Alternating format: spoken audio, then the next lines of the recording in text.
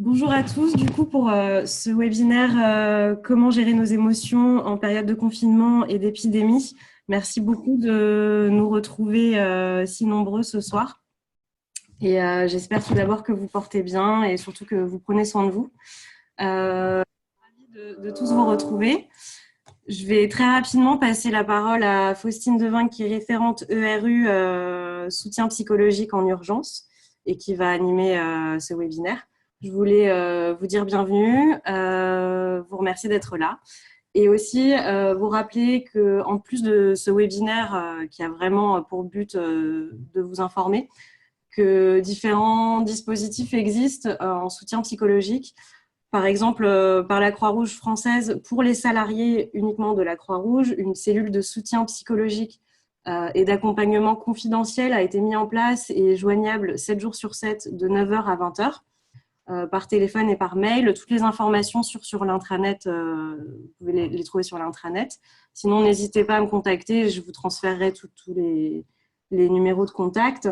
Pour les bénévoles, vous avez également accès par la Croix-Rouge française à un soutien psychologique par le biais des responsables soutien psychologique de vos régions, donc par le biais de votre DT.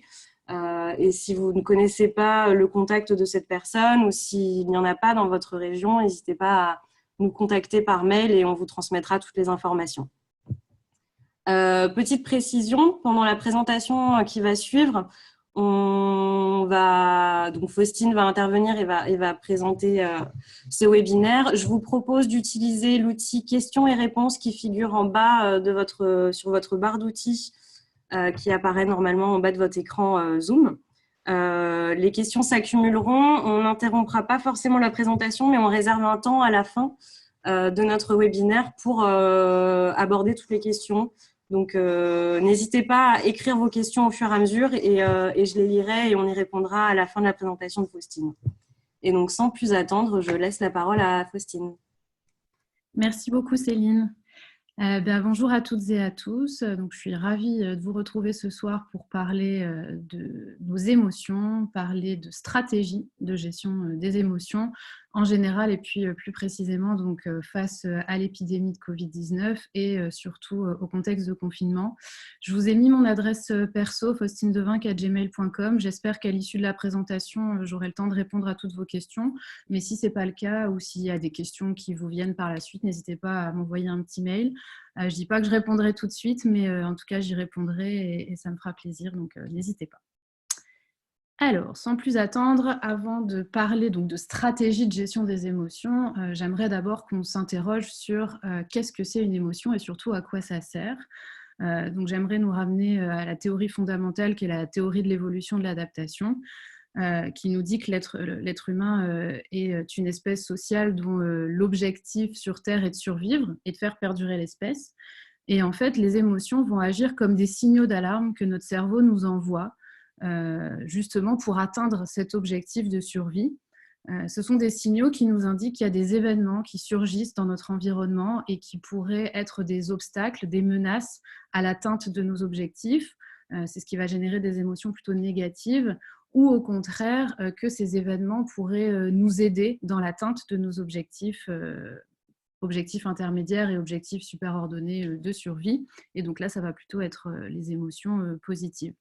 Donc, les émotions sont des signaux d'alarme. Dans le mot émotion, on entend motion, qui veut dire mouvement. Donc, ce sont des signaux d'alarme qui nous appellent à nous arrêter et analyser la situation, mais aussi à y réagir. Et donc à mettre en place des actions, des comportements qui vont viser donc à modifier ces émotions et du coup à nous adapter à cet environnement. Ce sont les fameuses stratégies de gestion des émotions dont on va parler par la suite. Alors dans le contexte de l'épidémie actuelle et de confinement, les deux émotions qui surgissent probablement en premier chez tout le monde, ce sont la peur et l'anxiété. Donc, ce sont deux émotions qui ont un peu la même tonalité et qui sont d'ailleurs souvent utilisées comme étant interchangeables. La distinction entre les deux est subtile, mais pourtant elle est importante puisqu'elle va entraîner des stratégies de gestion différentes. La peur, c'est une émotion qui va s'activer quand notre organisme détecte une menace pour notre survie et que la menace est présente, réelle. Il va falloir y réagir rapidement. L'anxiété, quant à elle, c'est une émotion qui va s'activer quand notre cerveau va détecter une menace hypothétique, potentielle, une projection dans l'avenir, quelque chose qui n'est pas encore là, mais auquel le cerveau va nous demander de nous intéresser un instant et d'essayer peut-être, si c'est nécessaire, de trouver des stratégies. Donc, à quoi ça sert justement d'avoir peur? On l'a dit tout à l'heure, hein, les émotions ont cette fonction d'adaptation et justement la peur, c'est cette émotion qui va nous permettre de nous adapter et de dépasser la menace pour réussir à survivre. Comment ça va se dérouler donc au niveau de notre cerveau? Quand notre cerveau va détecter cette menace, ici l'épidémie donc, qui est bien présente, hein, la présence de ce virus, il va y avoir un arrêt de l'activité en cours. La deuxième étape, automatiquement, ça va être une attention qui va être orientée vers la source de la menace et en parallèle une inhibition de toute action durant cette phase d'évaluation de la menace. Si possible, le cerveau va entraîner une décharge d'adrénaline, donc qui va viser à ce qu'on mette en place des stratégies comportementales qui seront d'abord la fuite ou en tout cas des tentatives pour se cacher. Quand malheureusement ça n'est pas possible, alors le cerveau va mettre en branle, toujours à travers l'adrénaline et tout un tas de réactions physiologiques, la tentative de lutte contre la menace pour réussir à y faire face. Donc évidemment, avoir peur dans ce contexte de pandémie mondiale, c'est tout à fait normal. Et c'est grâce à cette peur que nous allons justement être motivés, vigilants, compétents pour réussir à réduire la menace, donc réduire l'épidémie.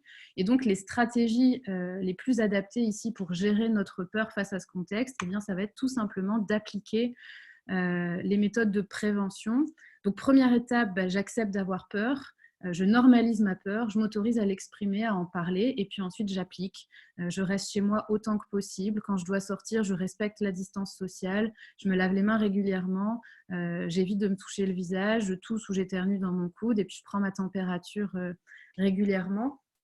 La mise en place de ces stratégies devrait diminuer la peur en augmentant notre sentiment d'efficacité perçue face à la menace.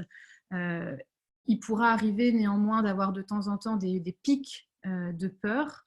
C'est parce que notre organisme cherche tout simplement à nous garder motivés et à continuer à mettre en place les stratégies. En effet, si au bout de 15 jours, nous venions à ne plus avoir peur du virus, alors nous pourrions être tentés de sortir un petit peu plus souvent de chez nous, de moins souvent se laver les mains. C'est pour ça que notre cerveau va régulièrement réinjecter un petit peu de peur pour que nous nous protégions le mieux possible. L'anxiété maintenant, donc, je vous le disais tout à l'heure, on est sur une couleur un peu similaire d'émotions, mais ici la différence c'est que la menace est hypothétique. Donc l'anxiété, ça va entraîner des réactions physiologiques, mais aussi des réactions cognitives qui vont prendre la forme d'inquiétude. Les inquiétudes, ce sont des pensées qui visent à identifier tout un tas de scénarios catastrophes. Donc dans le contexte actuel, ça pourrait être et si j'attrape le virus, ou si un proche fragile venait à attraper le virus, ou si le confinement dure des mois et si les supermarchés n'étaient plus approvisionnés ou si je perdais mon emploi, voire même si je ne retrouvais jamais ma vie d'avant. Donc ce sont autant d'inquiétudes qui peuvent nous popper à l'esprit dans le contexte actuel. Alors c'est évidemment penser, si dit c'est désagréable, c'est bouleversant. Et du coup, spontanément, on aurait envie de ne pas y penser. C'est vrai que la plupart du temps, moi, quand je demande à mes patients comment vous gérez vos inquiétudes, ils me disent je me force à ne pas y penser, je pense à autre chose. Et du coup, je leur demande mais est-ce que ça marche? Et évidemment, la réponse est non. Tout simplement parce que se forcer à ne pas y penser, c'est essayer de ne pas analyser mon anxiété, de ne pas lui accorder d'importance. Ce sera aussi inadapté que si je me force à ne pas boire alors que j'ai soif ou que je me force à ne pas manger alors que j'ai faim. Si j'ai soif, c'est que mon corps m'indique que j'ai besoin de m'hydrater, j'ai besoin de boire de l'eau. Si je suis anxieuse, c'est que mon cerveau m'indique qu'il se passe quelque chose et qu'il va falloir prendre le temps d'analyser et d'y réagir. Et donc, du coup, si j'essaie de censurer cette émotion d'anxiété sans m'y attarder, ça va avoir le même effet que la soif. Et l'anxiété, elle va prendre de plus en plus de place, elle va être de plus en plus désagréable. Et les conséquences pourraient être très négatives, comme par exemple l'entrée dans un trouble anxieux. Donc, la suppression de pensée, ça ne fonctionne pas. Et pour vous l'illustrer tout de suite, ça s'appelle le rebond cognitif. Si je vous dis ne pensez surtout pas à un ours blanc, à quoi est-ce que vous pensez ? bien entendu, tout le monde est en train d'avoir l'image de l'ours blanc qui lui pop à l'esprit. Et plus vous allez vous dire « je ne veux pas penser à cet ours blanc » et plus vous allez y penser. Et si finalement vous réussissez à vous distraire et à ne plus vous y penser, vous allez voir que vous allez prendre conscience que tiens, ça fait au moins 10 minutes que je ne pense plus à l'ours blanc, et c'est alors que vous allez à nouveau y penser. D'où l'intérêt de porter notre attention sur nos inquiétudes et de les traiter pour pouvoir les apaiser. Alors, comment on peut faire pour traiter nos inquiétudes? La première technique que je vous propose, c'est la technique de la flèche descendante. Elle a pour objectif d'identifier la pire conséquence possible. En effet, on ne se rend pas compte que quand on s'inquiète, on a tendance à penser de manière abstraite au problème. On se dit, mais si j'attrape le virus, ça serait terrible, et si je perdais mon travail, ça serait insupportable. Horrible, insupportable, ce sont des conséquences abstraites. C'est comme si le cerveau nous préservait de concrétiser les conséquences réelles parce qu'il s'imagine que ce serait terrible. En réalité, pouvoir concrétiser les conséquences réelles, c'est déjà le point de départ pour pouvoir y faire face. Donc ce premier exercice de flèche descendante a cet objectif d'identifier la pire conséquence. Et une fois que j'ai identifié cette pire conséquence possible, je vais me rendre compte que dans bien des cas, cette conséquence, finalement, elle est gérable, elle est acceptable et qu'il est donc inutile d'en être terrorisé. Ou malheureusement, si dans certains cas, elle n'est pas gérable et je ne vais pas avoir de contrôle dessus, en tout cas, la probabilité qu'elle survienne est faible ou elle est très lointaine. Et dans ce cas-là, à quoi bon s'en préoccuper? Donc, je vais rentrer un peu plus en détail après dans les stratégies à mettre en place selon ces deux scénarios. Mais donc, en tout cas, cette technique de la flèche descendante, c'est toujours de se demander au pire. Donc, par exemple, si je me dis « Oh mon Dieu, mais si j'attrape le virus, alors au pire, qu'est-ce qui se passe ?» Eh bien, au pire, je vais prendre ma température, je vais veiller à identifier les symptômes. Si je me rends compte que je tousse beaucoup et qu'effectivement j'ai de la fièvre, eh bien, au pire, je pourrais contacter un médecin qui fera une téléconsultation. Au pire, le médecin me dit que je dois appeler le SAMU. Alors, au pire, je vais être hospitalisée. Au pire, peut-être qu'effectivement, mon état pourrait se dégrader et je serais peut-être mis sous respirateur. Si mon état continue à se dégrader, au pire, peut-être que je devrais bon résultat. En tout cas, c'est ce qui est testé actuellement. Donc, cet exercice me permet déjà d'identifier toutes les stratégies possibles.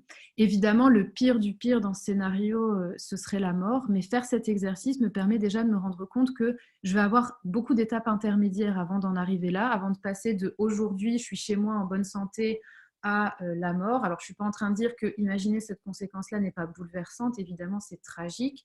Mais en faisant cet exercice, je peux reprendre un petit peu de contrôle sur la situation et puis surtout me dire que si la pire conséquence possible c'est la mort alors, et que je ne peux rien y faire, alors à quoi bon m'en préoccuper? J'ai tendance à dire dans ces cas-là que s'inquiéter c'est souffrir deux fois, et en fait on se rend compte que les personnes qui tiennent le plus à la vie et qui ont le plus peur de la mort sont aussi les personnes qui passent le plus à côté de leur vie parce qu'elles passent leur vie à s'inquiéter et donc à souffrir.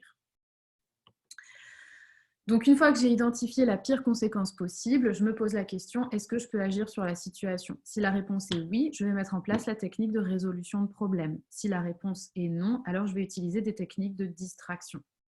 La technique de résolution de problème, c'est quoi? Eh bien, ça consiste en diverses étapes. Alors moi, je vous invite vraiment à prendre un papier, un stylo et puis vous donner 30 minutes pour faire cet exercice.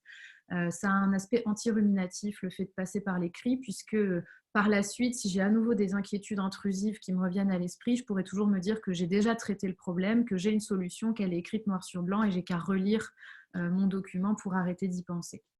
Donc, je définis d'abord mon problème concrètement. Ça peut être par exemple, et si à cause du confinement, je me retrouve au chômage, imaginons que ce soit ça la pire conséquence pour moi, alors je vais identifier toutes les solutions possibles et même les plus farfelues. J'insiste sur l'aspect même les plus farfelues parce que quand on fait cet exercice, on aurait tendance à éjecter d'office certaines stratégies parce qu'on se dit non mais ça c'est pas moi, je ferai jamais un truc pareil, ça me ressemble pas. C'est peut-être justement parce que vous feriez jamais un truc pareil que ça va être la bonne stratégie dans cette situation précise.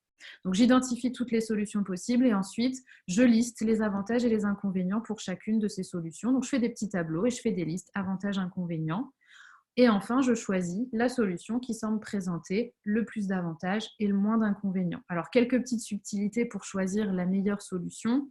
vous allez voir que dans vos avantages et des inconvénients, il y aura des éléments factuels et puis il y aura des risques, des éléments hypothétiques. Donc, on va toujours privilégier ce qui est factuel. Et puis, vous allez voir aussi qu'il y aura des coûts et des bénéfices à court terme et à long terme. On va toujours privilégier les bénéfices à long terme plutôt qu'à court terme. Une fois que j'ai choisi la solution qui me semblait la meilleure, je vais planifier cette solution. Donc planifier, c'est-à-dire si je me rends compte que c'est le fait de créer ma boîte qui serait la solution la plus adaptée, je vais voir est-ce que je peux commencer à faire ça pendant le confinement et du coup je vais planifier la recherche d'informations. Ou si je me rends compte que la solution au risque de chômage la plus adaptée pour moi, c'est peut-être de changer, de faire une reconversion professionnelle ou de faire le tour du monde, je vais voir est-ce que je peux commencer à planifier ça maintenant ou est-ce qu'il ne faut pas attendre le confinement. Et puis une fois que je pourrai la mettre en place, je la teste et je l'évalue. Si ça répond à mon problème, tant mieux. Sinon, on a tendance à dire qu'on va retourner à l'étape choisir une solution qui présente beaucoup d'avantages et moins d'inconvénients. On va choisir la solution 2 et à nouveau, on planifie, on teste et on évalue jusqu'à ce que le problème soit résolu. Si je me rends compte donc, que la pire conséquence possible ne peut pas être gérée, que je n'ai aucun contrôle là-dessus, alors d'abord, je peux utiliser des petits mantras pour essayer de m'opposer aux inquiétudes en me disant que s'inquiéter n'enlève rien aux soucis de demain, mais diminue nos forces d'aujourd'hui. Donc ça, je vous invite à trouver chacun votre petite phrase qui vous aidera à repousser les inquiétudes inadaptées. Ensuite, vous pouvez mettre en place des petits exercices. Alors, des exercices de méditation, par exemple. On sait que la méditation, si elle est pratiquée régulièrement, elle peut avoir cet effet bénéfique à long terme de remonter le seuil d'activation de l'anxiété. Et puis du coup, elle vous permettra aussi de l'utiliser plus facilement dans des contextes de crise où effectivement il faut gérer l'anxiété. Alors je vous ai mis juste ici, vous avez un lien vers une méditation guidée avec la voix de Christophe André, mais vous trouverez de toute façon plein de vidéos, plein d'applications avec des méditations guidées. Si la méditation, ce n'est pas votre truc, vous pouvez utiliser plus simplement la cohérence cardiaque. La cohérence cardiaque, ça prend 5 minutes. Alors, les protocoles validés disent qu'il faudrait la pratiquer 3 fois par jour pendant 5 minutes à chaque fois. Moi, j'ai tendance à dire que le mieux étant l'ennemi du bien, pratiquez un peu de cohérence cardiaque quand vous y pensez, quand vous avez le temps, peut-être tous les soirs avant de s'endormir. Vous maximisez les bénéfices puisqu'en plus, on sait que se défocaliser de ses pensées en se focalisant sur sa respiration, ça favorise l'endormissement, puis ça permet de le mettre en place dans votre petite routine quotidienne. Donc la cohérence cardiaque, c'est quoi? C'est ralentir sa respiration, ce qui va par rétrofeedback homogénéiser le rythme cardiaque, ce qui va envoyer le message à mon cerveau que tout va bien, je suis en sécurité, je suis détendue. Et du coup, au lieu de décharger des hormones du stress, mon cerveau va me décharger des hormones de la détente. Et je peux vraiment par rétrofeedback reprendre du contrôle sur mon émotion. Pareil, je vous ai mis ici un lien vers un petit guide YouTube. Donc, c'est tout simplement, vous avez une boule. Quand la boule monte, j'inspire et quand elle redescend, j'expire. Sinon, le principe de la cohérence cardiaque, je vous l'ai noté ici. Il s'agit d'inspirer pendant 3 secondes, de bloquer sa respiration en comptant 3 secondes dans sa tête. Ensuite, j'expire pendant 6 secondes et je recommence l'exercice pendant 3 à 5 minutes. Une fois de plus, la cohérence cardiaque, c'est bien de la pratiquer régulièrement pour pouvoir la mettre en place quand je suis dans un moment d'anxiété important.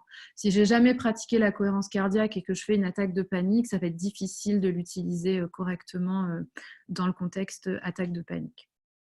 Une autre stratégie, ça va être de parler à ses proches. On sait que le partage émotionnel, c'est une excellente stratégie de gestion des émotions. C'est pas important d'avoir des stratégies qu'on peut utiliser en pleine autonomie, mais n'hésitez pas à discuter avec vos proches. Alors ça, c'est pareil. Choisissez les proches avec qui discuter parce que si vous vous inquiétez de la santé d'un membre de votre famille et vous décidez d'en parler avec votre frangin, votre frangine ou votre cousin qui est encore plus anxieux que vous, ça risque de ne pas trop vous aider à apaiser l'émotion. Et enfin, trouver des activités de distraction, ce qu'on appelle des activités absorbantes ou encore les expériences de flow, F-L-O-W, sont des expériences dans lesquelles on se défocalise totalement de ses pensées négatives et on est totalement absorbé par l'activité en cours. Ces fameuses activités qui, une fois terminées, on se dit « tiens, mais j'ai pas vu le temps passer ». Donc ça dépend vraiment de chacun et je vous invite à vous à explorer et à trouver vos propres activités absorbantes. Est-ce que ça va être la lecture, le fait d'écouter un film, une série, peindre, dessiner, colorier, jardiner? À vous de trouver vos propres activités absorbantes. Hop, ça je passe. Pourquoi ça va être important de gérer notre peur et notre anxiété dans ce contexte Covid-19 et confinement? On sait qu'on doit tous être très attentifs à nos symptômes, s'assurer qu'il n'y a pas de difficultés respiratoires, qu'il n'y a pas de température, puisque ce sont les indices qu'il faudrait appeler le médecin et réagir. Du coup, on va avoir tendance à être hyper vigilant à nos sensations corporelles et à être constamment en train de réaliser ce qu'on appelle son body scan. Alors, vous aurez peut-être déjà remarqué que si vous focalisez votre attention sur vos sensations corporelles, vous allez détecter des trucs parce que le corps humain, c'est une machine complexe qui est constamment en mouvement.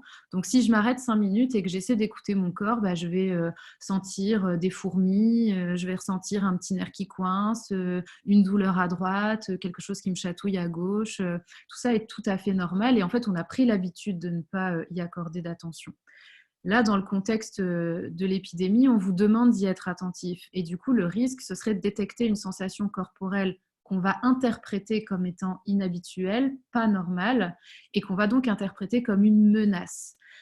Comme on vient de le voir là, depuis le début de ce webinaire, si mon cerveau détecte une menace, il va alors décharger de l'adrénaline et il va mettre en place tout un tas de réactions physiologiques qui vont me servir soit à fuir, soit à lutter contre la menace. Et notamment, il va y avoir une accélération cardiaque et une accélération de la respiration. Le problème ici, c'est que c'est une fausse alarme puisque je ne suis pas réellement en danger. Donc, je ne vais pas réellement fuir. Par contre, je vais sentir cette accélération cardiaque et cette accélération de la respiration. Et c'est ce qui pourrait me conduire à surinterpréter négativement en me disant que réellement, il y a quelque chose de pas normal qui est en train de se passer. On a alors cette réaction assez inadaptée qui est de se mettre à hyperventiler. Je vais encore plus essayer de respirer vite pour retrouver mon souffle, sauf que ça fait pire que mieux. Et donc, ça me maintient dans ce cercle de la panique. Mon cerveau est en train de me demander de fuir, mais je reste là, je ne fuis pas, je ne comprends pas ces sensations corporelles. Et c'est ça qui peut me mener à des interprétations catastrophiques du type « je vais mourir » ou « je vais devenir fou ». Le problème, c'est que généralement, les paniqueurs peuvent aller aux urgences ou appeler le SAMU pour faire un check-up complet et s'assurer qu'il n'y a aucun problème physique et avoir la certitude qu'il ne s'agit que d'anxiété. Ici, évidemment, il n'est pas question d'envahir les services d'urgence à cause d'attaques de panique puisque le SAMU est déjà très chargé. Donc, ça va être important de pouvoir être attentif à ça et de pouvoir faire les exercices de cohérence cardiaque tout en se répétant. Donc, vraiment cognitivement, vous pouvez vous dire « je suis en sécurité, ce que je ressens c'est de l'anxiété, c'est tout à fait normal », tout en mettant en place ces exercices de respiration. J'inspire en comptant jusque 3, je bloque ma respiration en comptant 3 secondes, puis j'expire pendant 6 secondes. Et il va y avoir vraiment cet effet bénéfique d'envoyer le message à mon cerveau que tout va bien, je suis en sécurité. Donc, on a parlé de peur et d'anxiété parce que ce sont, à mon sens, les premières émotions qui vont s'activer dans le contexte. Mais et les autres émotions alors? Quelles sont les autres émotions qui pourraient s'activer dans le contexte du Covid et dans le contexte de confinement? De la tristesse, très probablement. En effet, la tristesse, c'est une émotion qui vient s'activer lorsque je suis privée de quelque chose ou de quelqu'un qui a de la valeur à mes yeux. Et c'est une manière que mon cerveau a trouvé de me dire que là, j'ai un besoin affectif, j'ai besoin des autres. C'est vraiment la fonction première de la tristesse. Du coup, si je ne m'autorise pas à être triste, si je me dis que ce n'est pas normal d'être triste, que je n'ai pas raison de l'être, je ne vais pas m'autoriser à aller demander le soutien des autres et du coup, ma tristesse ne sera pas correctement entendue et pas gérée. Encore une fois, je vais garder ma métaphore de l'alimentation ou de la soif. Ne pas écouter sa tristesse, ne pas s'autoriser à pleurer quand on est triste, c'est aussi inadapté que de ne pas boire quand j'ai soif ou de ne pas manger quand j'ai faim. La tristesse va devenir de plus en plus envahissante, de plus en plus douloureuse et elle pourrait nous conduire à un épisode dépressif majeur. Donc vraiment, si vous vous sentez triste, d'abord autorisez-vous à pleurer. Il faut savoir que le simple fait de se dire « je suis triste et j'y ai droit » apaise notre cerveau.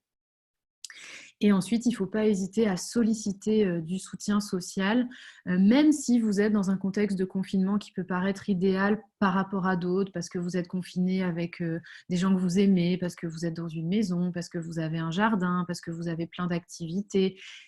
Ça vous arrivera d'être triste, c'est tout à fait normal. Il ne faut pas se sentir gêné que de ressentir ça et d'en parler en allant chercher le soutien des autres. Ça fait pas de vous quelqu'un de dépendant affectif, ça fait juste de vous un être humain et c'est plutôt rassurant.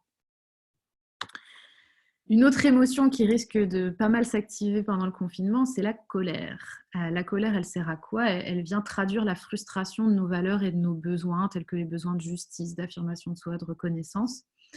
Donc, c'est vraiment cette colère, elle s'active quand notre cerveau nous dit attention, là, on est en train de te manquer de respect ou de ne pas respecter tes valeurs. Et donc, la colère, elle va nous donner l'énergie nécessaire pour modifier la situation dans laquelle nos besoins ne sont pas respectés. Alors, la colère, c'est une émotion qui n'a vraiment pas bonne presse socialement parlant, et du coup, on aurait tendance à vouloir la supprimer, la censurer, et une fois de plus, vous l'aurez compris, c'est totalement inadapté, puisque c'est quand je ne traite pas la colère alors qu'elle a besoin d'être traitée, qu'elle est encore plus envahissante et qu'elle va se transformer en agressivité, voire en furie, en haine. Alors, comment on va gérer la colère?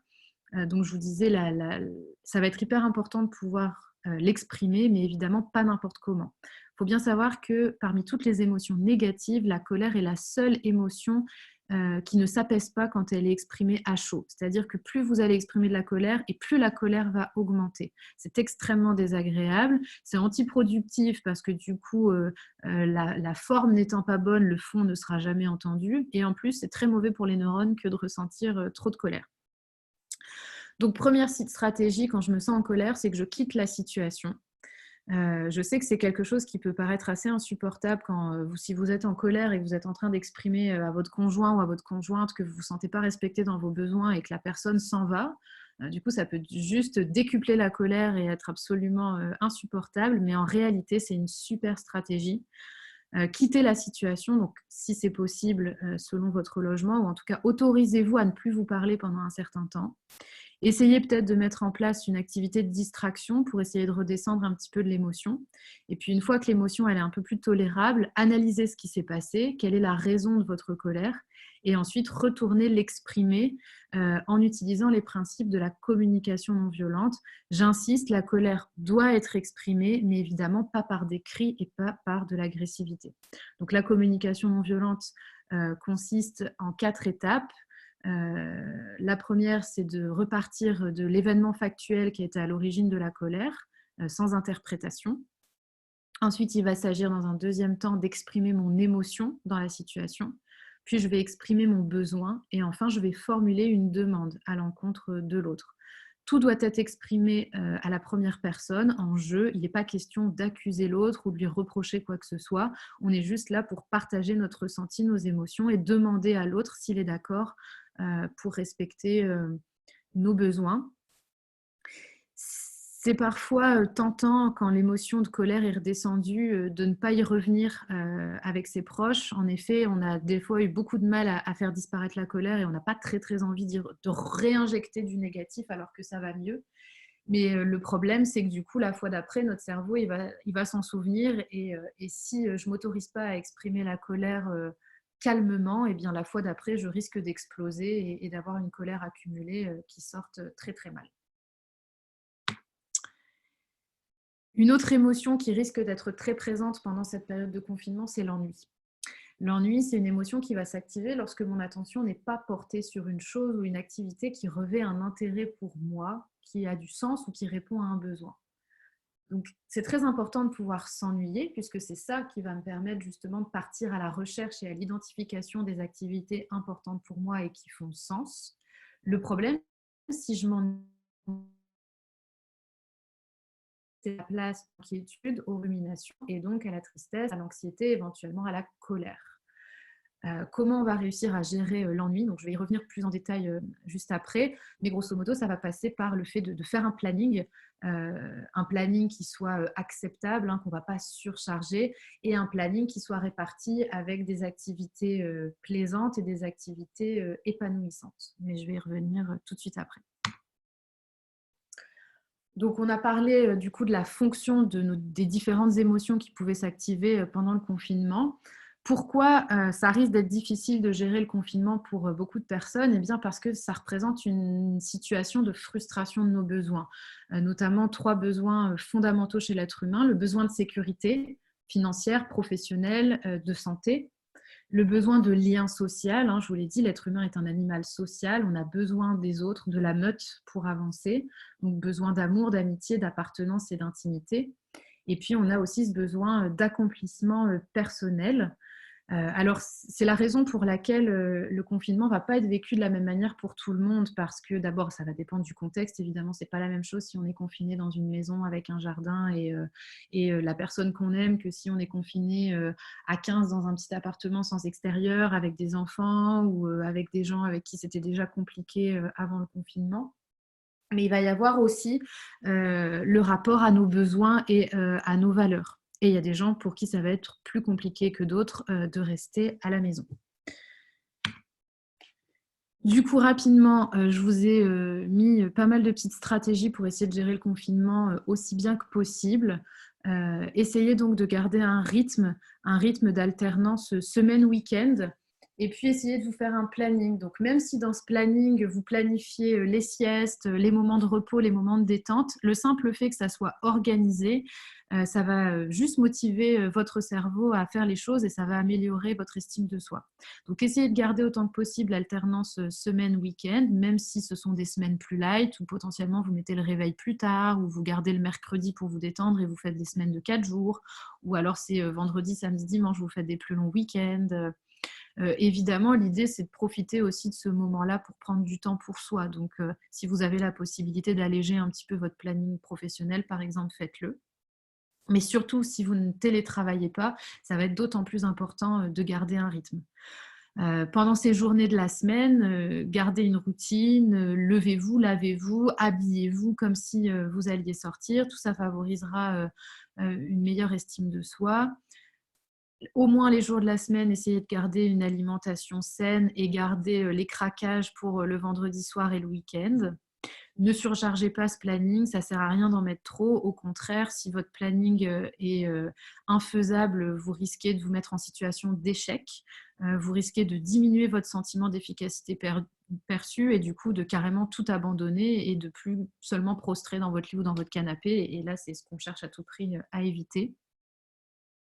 Gardez les vêtements mous aussi pour le week-end autant que possible. Et puis du coup, pendant les jours de la semaine, d'autant plus si vous ne pouvez pas télétravailler, essayez d'avoir 3 activités, une activité plaisir, une activité d'accomplissement et une activité sociale par jour. Donc les activités plaisir, ça va être écouter un film, lire un livre, chanter. Il faut savoir que chanter, même faux, c'est extrêmement bénéfique pour le cerveau. Ça a le même effet sur le cerveau qu'un antidépresseur en termes de libération d'endorphines. Dansez, faites des puzzles, des coloriages, des jeux de société, des jeux vidéo. Prenez un bain si vous en avez la possibilité. Donc au moins une activité plaisir par jour pendant la semaine. Une activité d'accomplissement également. Donc pour certains, ça va être le télétravail. Pour d'autres, le bénévolat. Alors je sais que pour la plupart d'entre vous, vous n'avez pas attendu le confinement pour devenir bénévole, mais pour le coup, c'est vraiment une activité qui va avoir un excellent impact sur l'estime de soi. Ça permet de se rapprocher de ses valeurs, de se sentir utile, de se connecter aux autres. Clairement, les études montrent que les personnes qui font du bénévolat pendant leur vie ont une espérance de vie plus longue. Si possible, faites des activités sportives, même si c'est dans un appartement, juste faire du yoga, des étirements. Donc des activités d'accomplissement, peut-être du ménage, du rangement aussi, gérer de l'administratif en retard, profiter pour faire des formations en ligne, écouter des podcasts, tester des nouvelles recettes de cuisine, lancez-vous des défis. Ça pourrait être par exemple de proposer un webinaire aux ERU de la Croix-Rouge. Et enfin, essayez une fois par jour d'avoir une activité sociale, surtout si vous êtes confiné seul. Appelez, faites des visios avec vos familles, vos amis, vos collègues, mais aussi utilisez les réseaux sociaux, faites de nouvelles rencontres. Même si vous ne l'aviez jamais fait, ça peut être l'occasion d'utiliser les sites de rencontres. Pourquoi pas créer du lien social virtuel, même si c'est juste le temps du confinement et que ça n'aboutit à rien derrière.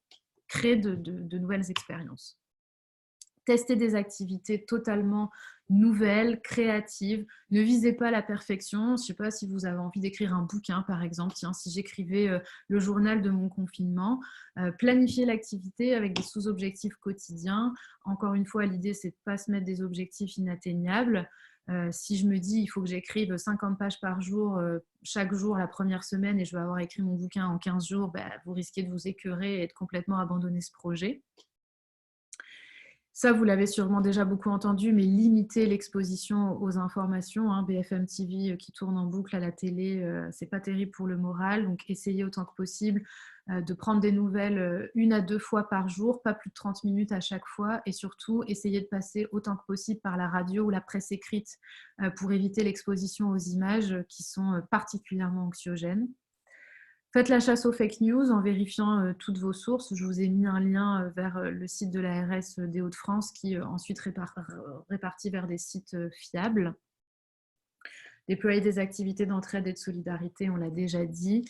Exposez-vous à la lumière du jour et à l'extérieur au moins 30 minutes 3 fois par semaine. Alors, ça ne veut pas dire sortir systématiquement, mais au moins ouvrez la fenêtre, posez-vous à la fenêtre, passez un coup de fil, faites du yoga, lisez un bouquin ou juste asseyez-vous à la fenêtre et regardez les gens passer à l'extérieur. C'est extrêmement important. Si vous êtes confiné à plusieurs, prévoyez du temps ensemble, mais prévoyez aussi du temps seul. Et si l'appartement ne permet pas de diviser les espaces et que vous devez passer 1 heure aux toilettes pour avoir 1 heure solo dans la journée, faites-le. Expliquez-le à votre conjoint, à votre conjointe. Ce n'est pas une preuve de désamour, mais on a besoin d'avoir du temps pour soi quotidiennement. Organisez l'espace aussi autant que possible, comme on organise le temps, donc avec un espace travail, un espace nuit, un espace repas, des espaces pour être seul, des espaces pour être ensemble. Encore une fois, je sais que le contexte limite parfois ces possibilités-là, mais évitez par exemple de tout faire dans votre lit. Manger, travailler, regarder la télé au lit, ça risque de nuire à votre sommeil. Le lit ne doit rester associé que à l'endormissement. Et enfin, dernier petit point, des stratégies cognitives, puisque là, toutes les stratégies que je vous ai proposées sont surtout comportementales. Cognitivement, même si vous ne le faites pas, rappelez-vous que vous avez le droit de sortir. Pourquoi c'est important de s'autoriser à sortir, même si j'insiste, vous n'êtes pas obligé de le faire et d'ailleurs, faites-le le moins possible. Et c'est parce que notre cerveau n'aime pas du tout les interdits.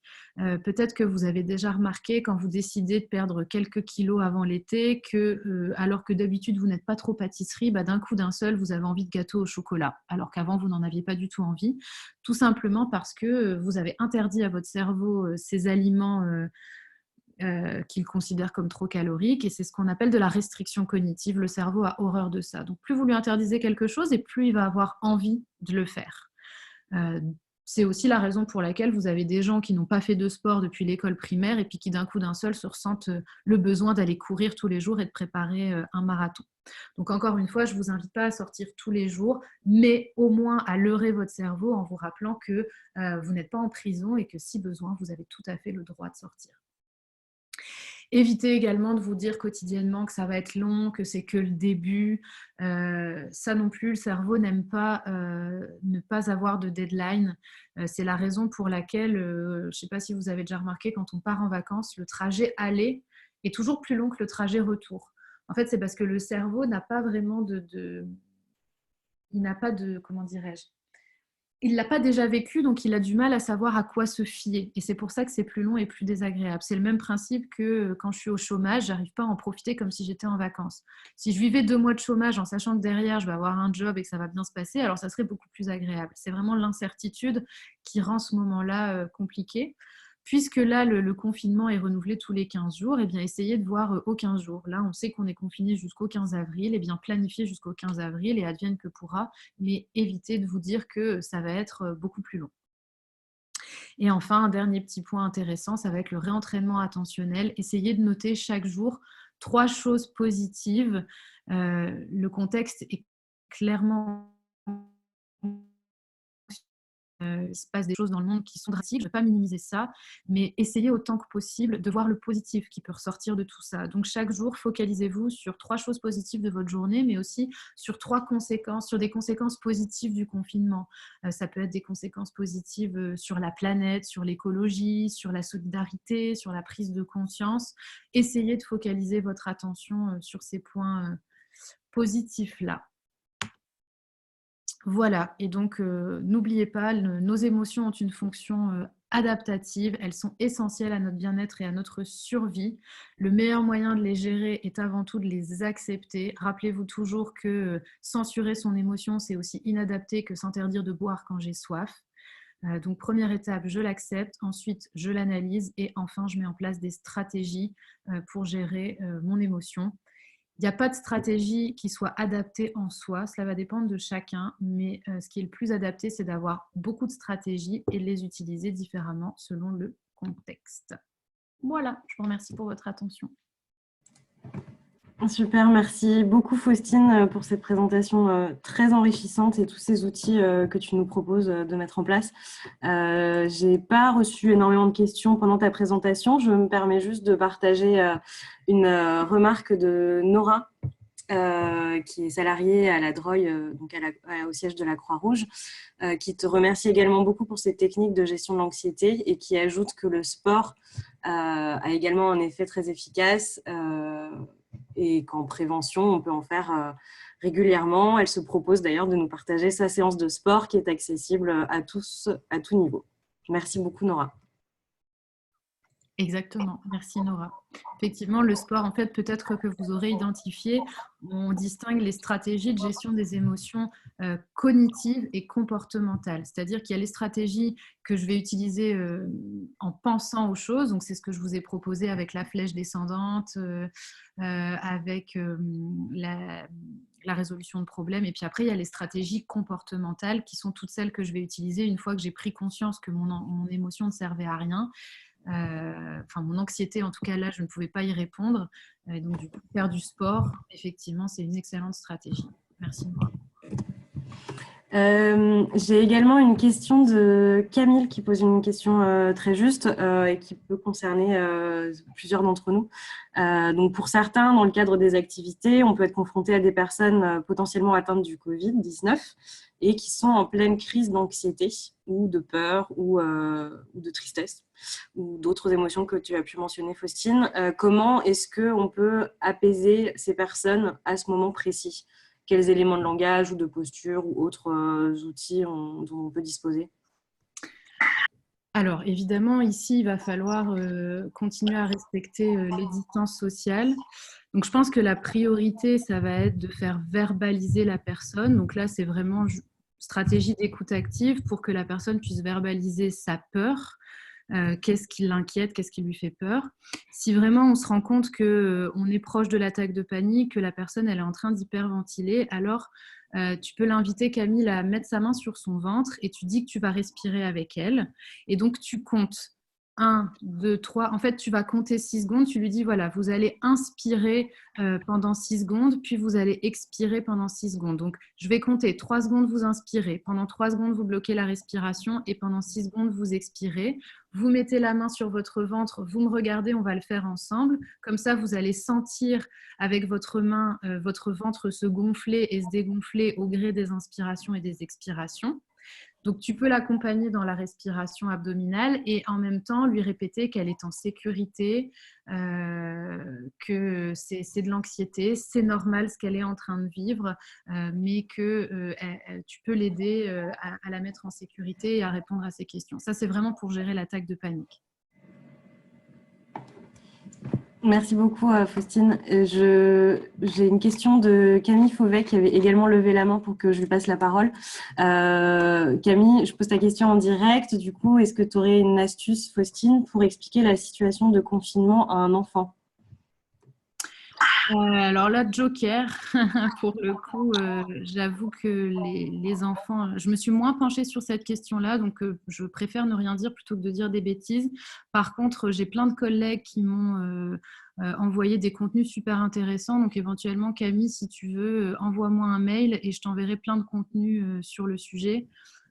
Mais moi, je préfère passer mon tour, j'en sais rien. Et du coup, si je peux aussi faire le lien, puisque la plupart d'entre vous, même tous, normalement, ont mon mail, n'hésitez pas à m'adresser les questions auxquelles on n'aurait pas pu répondre ce soir et je vous orienterai vers d'autres interlocuteurs où j'essaierai de vous trouver des outils disponibles et je pourrai faire ce lien-là. Et bien sûr, on peut diffuser largement le webinaire qui a été enregistré. Je vous enverrai le lien de l'enregistrement par mail ou via le point actu et sur le Facebook des équipiers de réponse aux urgences qui est accessible que pour les équipiers de réponse. Donc, n'hésitez pas à me contacter si vous voulez récupérer le lien de la vidéo d'enregistrement.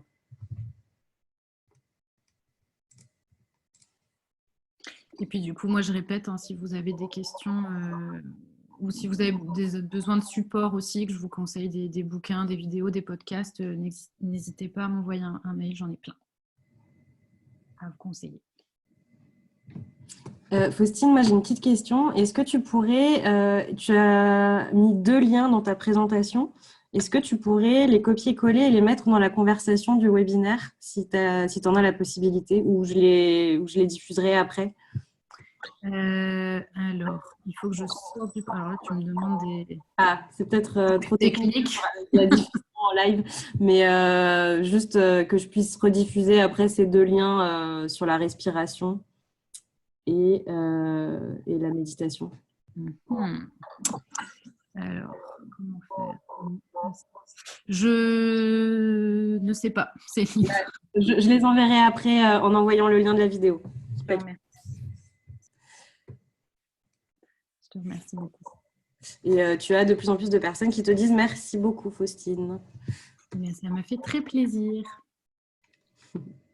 Est-ce que vous avez d'autres questions?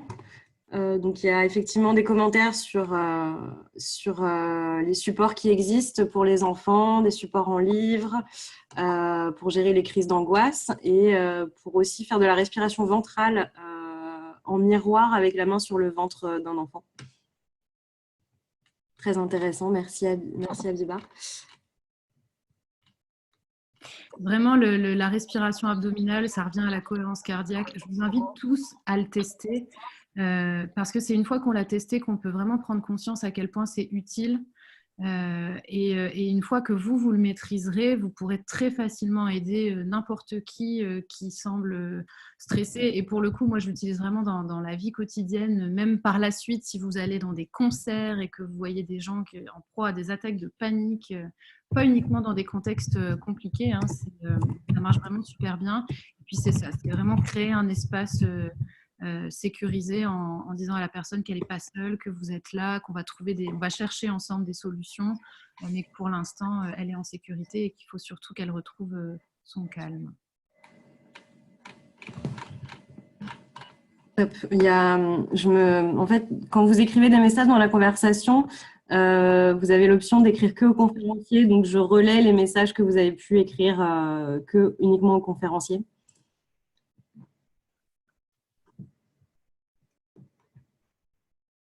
Et oui, il y a aussi beaucoup de ressources qui ont été diffusées par la Croix-Rouge française. Je ne sais pas si vous avez tous accès à l'intranet également, mais vous pouvez retrouver pas mal de liens et d'articles et de liens vers d'autres ressources. Sur l'intranet de la Croix-Rouge française, il y a une rubrique Covid qui est accessible depuis la page d'accueil. Donc, n'hésitez pas à aller fouiller sur cette page. Je me permets aussi, je vois merci Pierre pour ton commentaire. Et effectivement, l'objectif quand on voit quelqu'un faire une attaque de panique, c'est de l'aider à retrouver son calme. C'est vraiment la priorité. Par contre, si je peux vous inviter à ne surtout pas faire quelque chose, c'est de dire à quelqu'un « calme-toi ». Parce qu'en fait, ça a tout l'effet inverse et ça va encore plus énerver la personne. Pour le coup, ça c'est voilà, un petit tips. Votre objectif, c'est d'amener la personne à se calmer. L'inviter à se calmer ne servira à rien, voire fera pire. Et moi, je me permets de vous rappeler ce que j'ai dit en ouverture de webinaire en complément des conseils et des outils qui vous ont été apportés ce soir. Ça ne remplace pas un soutien psychologique dont vous pourrez avoir besoin. Pour les salariés, notamment la Croix-Rouge française a mis en place pour ses salariés une cellule de soutien psychologique et d'accompagnement qui est confidentielle, accessible par un numéro de téléphone 7 jours sur 7 et de 9h à 20h, si je ne me trompe pas. Et pour les bénévoles de la Croix-Rouge, pour vous tous, vous pouvez, n'hésitez pas à contacter les responsables territoriaux de soutien psychologique dans votre région. Et si vous ne connaissez pas cette personne, n'avez pas accès au contact ou qu'il n'y en a pas dans votre région, n'hésitez pas à nous contacter au siège pour qu'on vous oriente vers les bonnes personnes.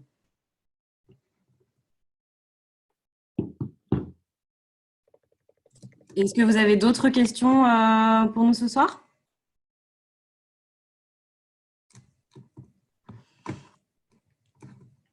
Je crois qu'on commence à avoir fait le tour des questions.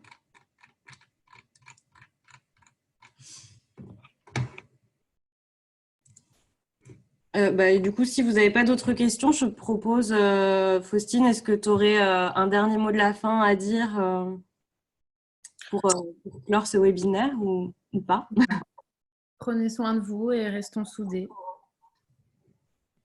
Merci beaucoup. Merci beaucoup à tous et prenez bien soin de vous. N'hésitez pas à nous contacter pour toute question, remarque, outils que vous souhaiteriez diffuser. Vous avez mon adresse mail et surtout n'hésitez pas à me joindre par mail. Je reste à votre écoute. Merci beaucoup et très bonne soirée et un énorme merci à Faustine pour cette très très bonne présentation. Merci Céline pour toute l'organisation et le soutien technique et émotionnel. Merci. Merci, à bientôt. À bientôt, bye.